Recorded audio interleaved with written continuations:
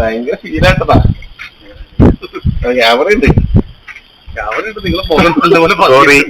Idukki Vagamon adventure പാർക്കിലെ ചില്ലുപാലത്തിൽ മദ്യപ സംഘം അതിക്രമിച്ച് കയറിയതായി പരാതി. ഞായറാഴ്ച രാത്രിയിലാണ് സംഭവം.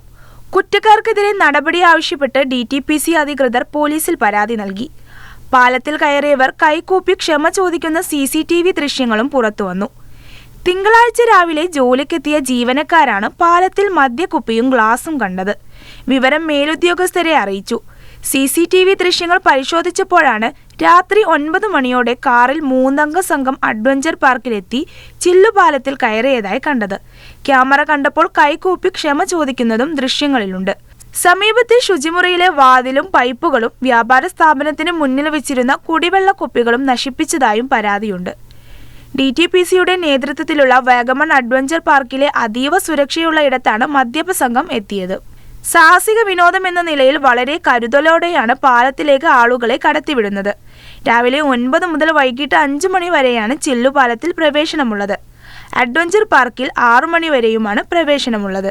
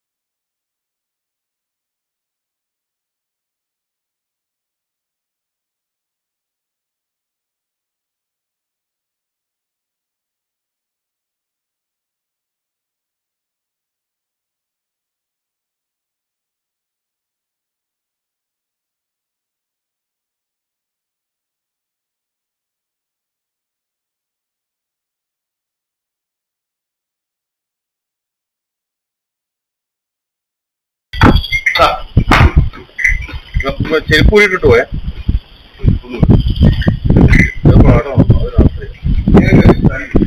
പിന്നെ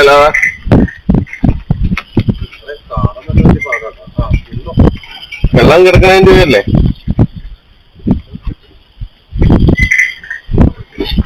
ഭയങ്കര ഫീലായിട്ടതാ.